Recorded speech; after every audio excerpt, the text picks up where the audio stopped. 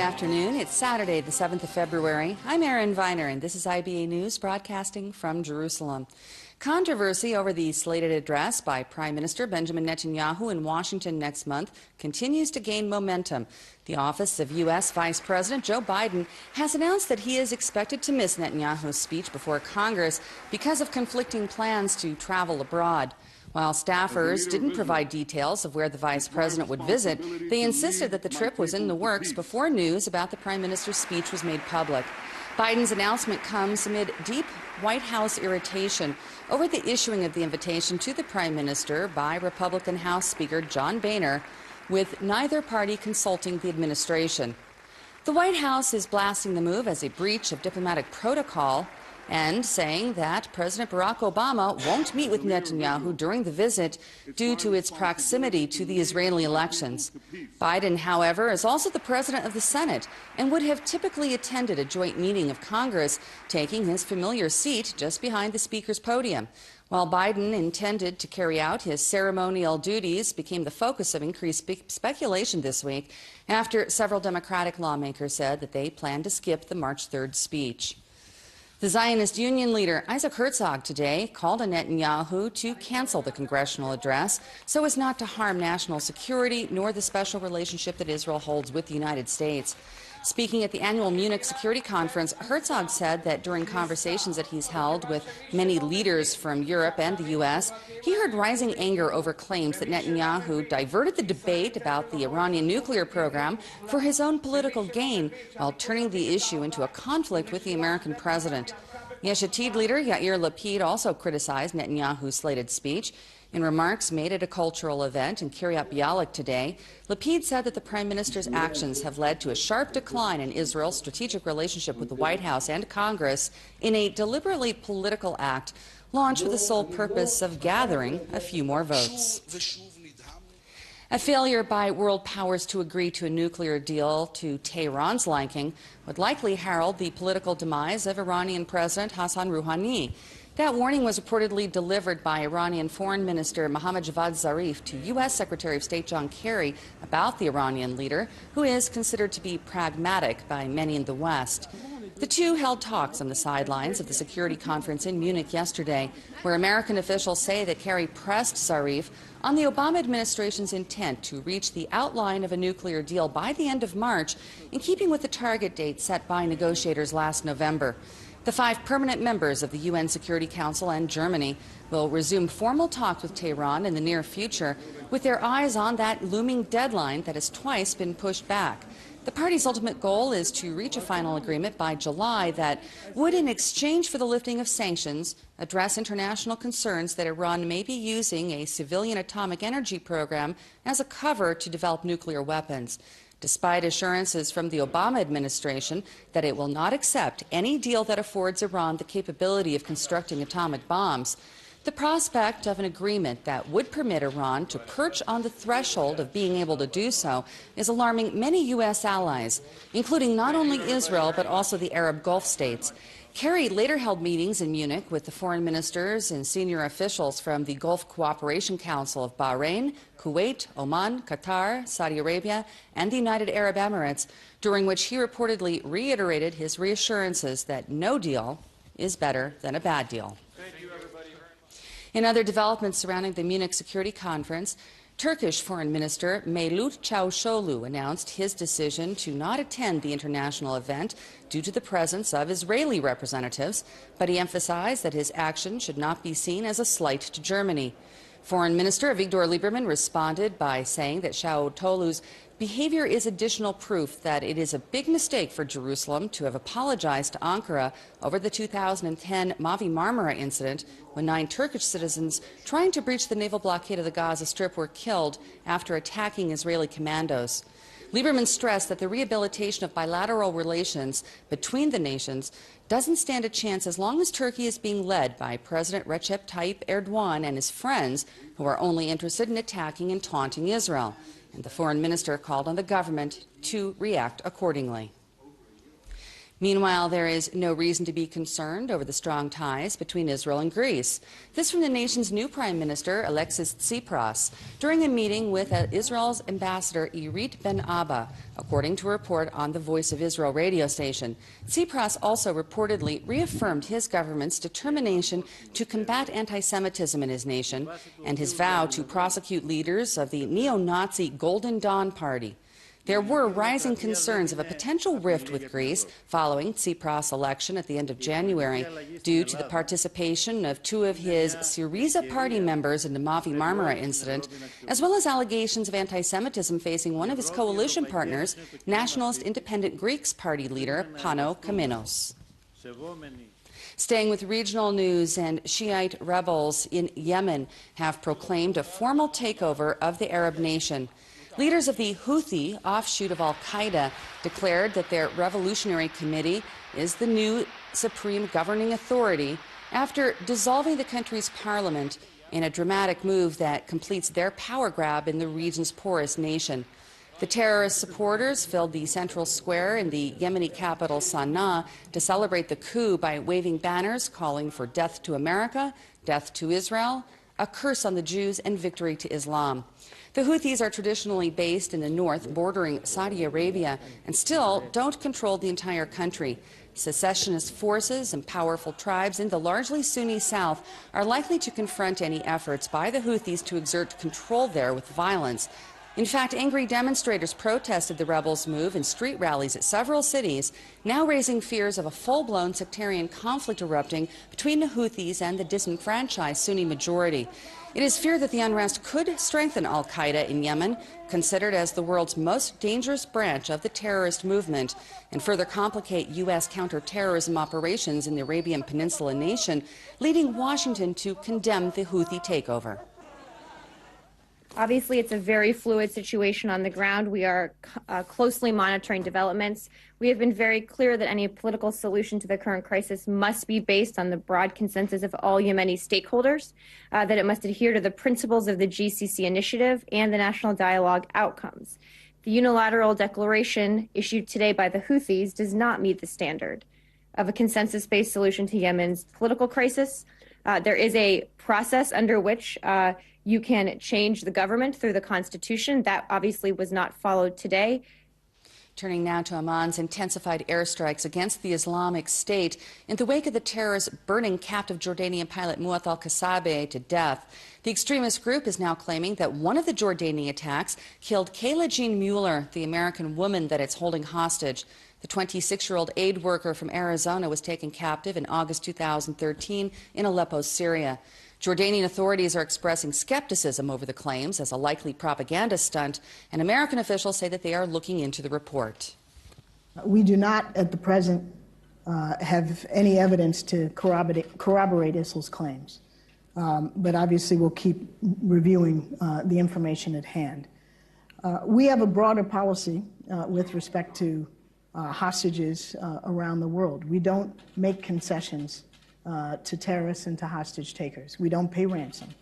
And we adhere to that policy rigorously because it is our strong view and our experience that when you make concessions and pay ransom, you're only generating greater incentive for additional acts of hostage taking, and you're providing resources to fuel those continued operations and horrific attacks.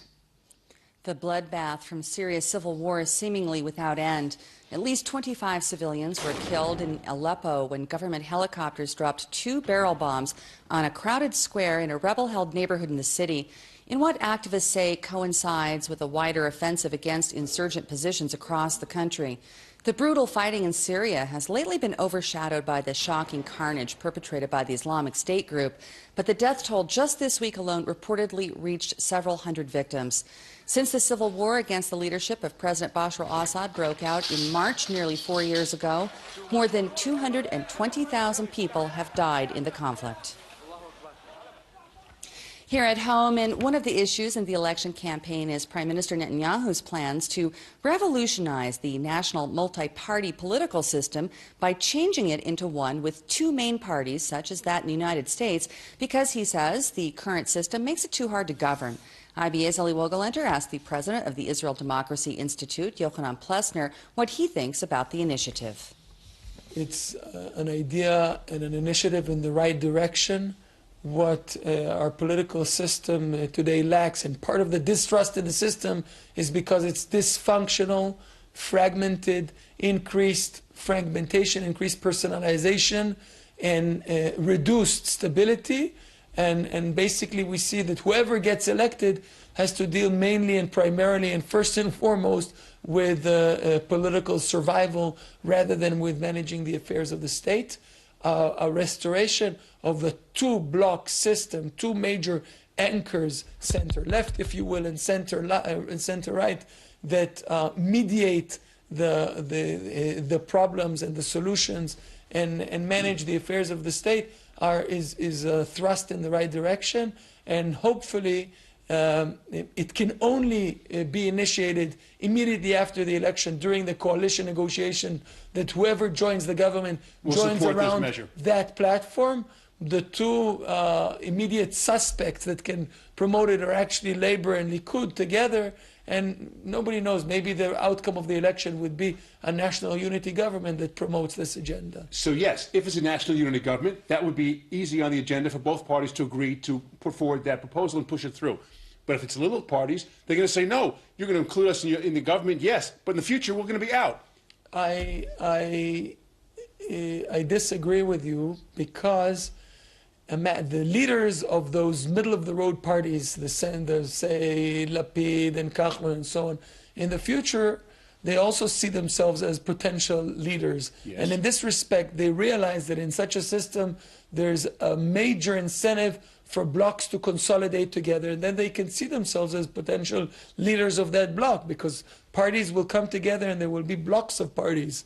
And obviously the leadership of those blocks will be determined based on popularity and so on. So whoever sees themselves as potential leaders of our state have an interest also in being able to lead in the future, and this can also help them get there. So I don't think there'll be a problem with those people. Definitely leaders of more niche, extreme, sectorial parties have no interest in a system that provides more authority and in this respect more political power to mainstream centrist political forces.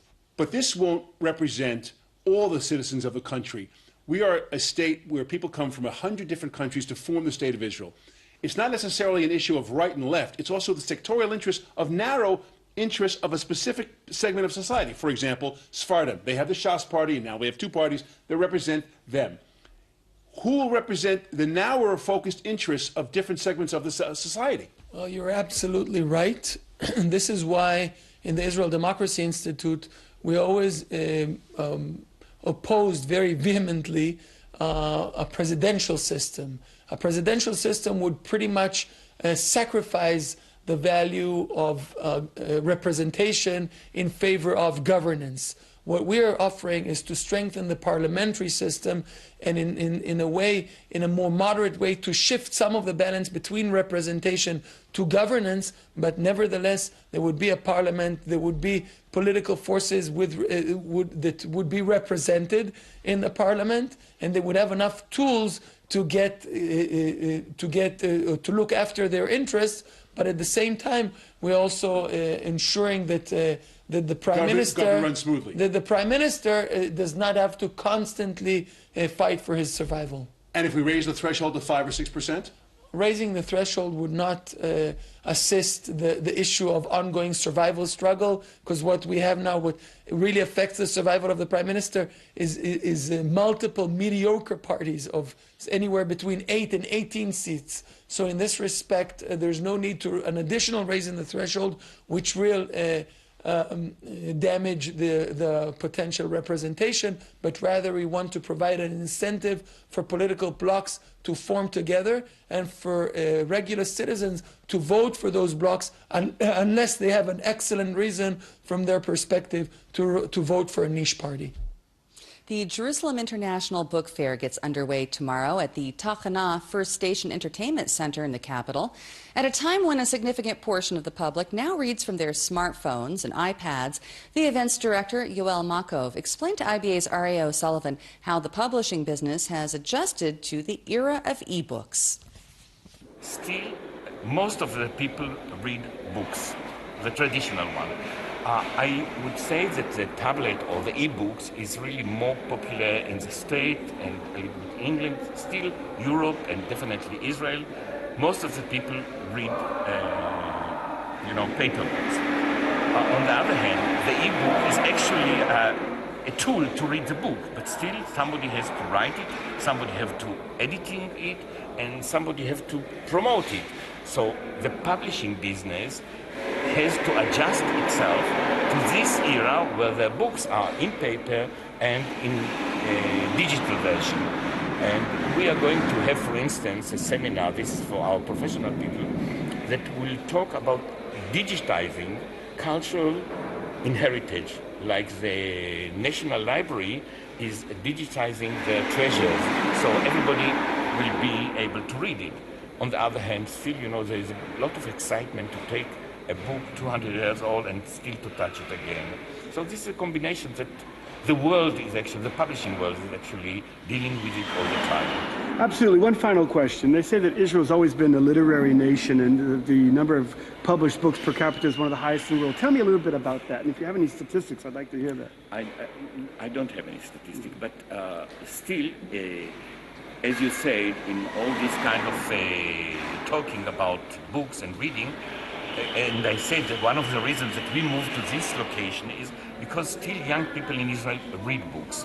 They are not coming to a very old environment or traditional environment, but they read books. And I believe that they will find this books are very interesting. And I also think that all this kind of dialogues, like, meeting poets, that it's very unique. I hope that it will attract them. We are talking here about what we call the graphic books. It's a new trend again, comics and this sort of thing are again very popular. So all these sort of things they will be able to see here and in our program. All events at the Jerusalem International Book Fair are free of charge. The public is welcome to come starting tomorrow from 6 to 10 p.m. with hours on Monday to Thursday from 10 in the morning until 10 at night. Iconic American singer-songwriter Bob Dylan is known for performing at concerts with barely a word spoken to his audience, although he delivered a rather lengthy speech at a ceremony in his honor last night, chronicling his musical roots. The 73-year-old spoke for about 40 minutes at a Los Angeles event linked to this weekend's Grammy Awards, as the artist considered by many to be the best songwriter-singer of his generation was awarded Person of the Year by the Music Cares charity. Former President Jimmy Carter presented Dylan with the award while recalling a meeting between the two while he was serving as the governor of Georgia. Bob and his band came to visit me and our sons late one night after a concert in Atlanta. And he and I had a long and private discussion about the relationship between religious faith and the promotion of peace, justice, and human rights. This was about the time of Slow Train Coming and Gotta Serve Somebody. And I remember that he was writing the songs for Blood on the Tracks. Bob Dylan knew how to put the essence of all the great religions into beautiful lyrics, which have been an inspiration to me and to the whole world. There's no doubt that his words on peace and human rights are much more incisive and much more powerful and much more permanent than those of any president of the United States. My songs just didn't come out of thin air. I didn't just make them up out of whole cloth. Contrary to what Lou Levy said, there was a precedent. They all came out of traditional music, traditional folk music, traditional rock and roll, and traditional big band swing orchestra music. I learned lyrics, how to write them, from listening to folk songs. And I played them, and I met other people that played them, back when nobody was doing it. Sang nothing but these folk songs, and they gave me the code for everything that's fair game, that everything belongs to everyone. But 3 or 4 years, maybe all I listened to were folk singers. I went to sleep singing folk songs. I sang them everywhere. If you sang John Henry as many times as me, John Henry was a steel-driving man, died with a hammer in his hand. John Henry said, a man ain't nothing but a man. Before I let that steam drill drive me down, I'll die with that hammer in my hand. If you sang that song as many times as I did, you'd have written how many roads must a man walk down to. Although Dylan didn't perform during the ceremony, the gala event included superstars such as Bruce Springsteen, Willie Nelson, and Crosby, Stills and Nash, offering renditions of Dylan's best-known melodies, concluding with Neil Young's moving performance of Blowin' in the Wind.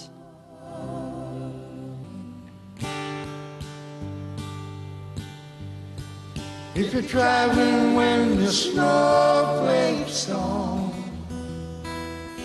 and the rivers freeze and summer ends, can you tell me where we're heading? Lincoln County Road or Armageddon?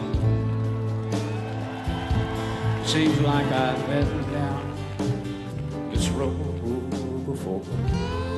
Yeah, how many times must the cannonballs fly before they are forever banned?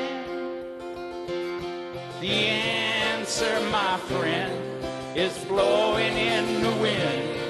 The answer is blowing in the wind.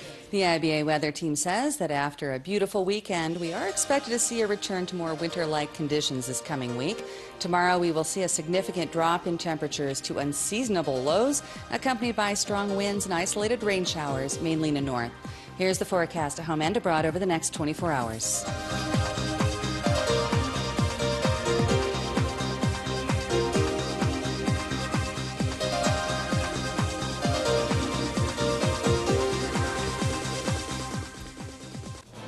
Thank you for being with us this afternoon. Laura Cornfield will be here tomorrow to bring you the latest breaking news from Israel. I'm Erin Viner, wishing you a great week, and shalom from Jerusalem.